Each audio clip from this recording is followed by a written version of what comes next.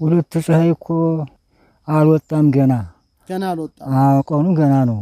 ቀኑም ገና ነው። እነሱም ገና ናቸው። ግን ይታወቃል የሚወጣበት ቀን ይወጣሉ። ሁለት ፀሐይ አንድ ቀን ይወጣሉ። የዚያ ጊዜ ወትትከወስ ምት በኃይለ እሳት ትቃጠላለች። ምን ተገበርኩ ምን አረኩና አቃጠልኩ ብላ ስትጠይቀው ልጆችሽ ያጠገብሻቸው በየአይነቱ እየመገብሽ አጠገብሻቸው እነሱ በድለው ነው አላት። መልሱን ሰጥቷታል ነው ምንድነው?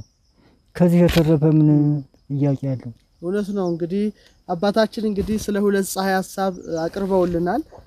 ስለ ሁለት ፀሐይ እንግዲህ ጊዜው ሲደርስ አሁን በእኛ እድሜ ላይሆን ይችላል፣ የሚቀጥለው ትውልድም ሊሆን ይችላል፣ የምናውቀው ነገር ግን የለም።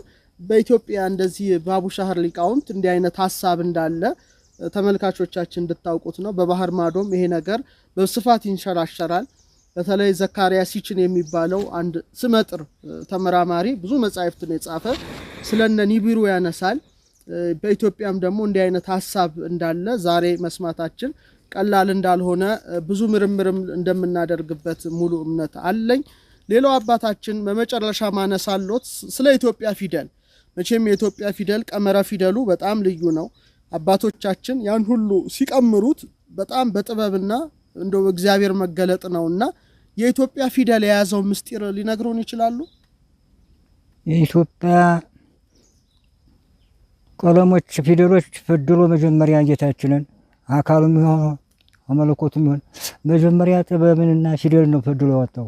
ቻለም ሳትፈጠር ቁጥርን አንድነት ሶስትና የሥላሴን ቁጥር አንድነት ሶስትና ምንድነው? ፊደሎቹ የዚያ ጊዜ ተፈድለው ሥላሴ ሲል ሲል በንጉሥ ሴ ሲል በሳቱ ሁለት ስመ ሞክሾች ሁለት ሁለት ሁለት አሉ።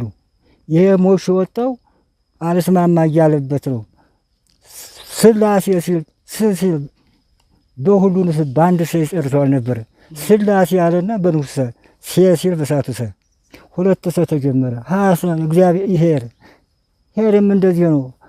ሶስት ተከፍላለች። አንም ሁለት ከፍሎታል። ይሄ ሁሉ እንግዲህ የዚያ ጊዜ ቁጥር የዚያ ጊዜ ፊደል የዚያ ጊዜ ጥበብ ተፈጥረት እምቅድመ ኩሉ ወሶጣ እግዚአብሔር እምኩሉ ግብሩ። አይነትየው ጸሐፊው በለጠ ደግሞ አይነትየው ሰብየ ጥበብ እግዚአብሔር ፈጠረን መቅድመ ኩሉ ተግባሩ አለ ሰሎሞን።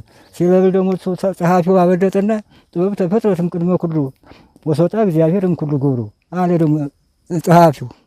እንደዚህ አድርጎ ሁሉም የተጀመሩት ዓለም ሳይፈጠር ገና መጀመሪያ የፈጠራቸው ፊደላትን፣ ጥበባትን፣ ቁጥርን እነዚህን ፈጠረና ወዲያ እየጨመረ ጥበቡን እየጨመረ ይችን ዓለም ፈጠረ እንላለን።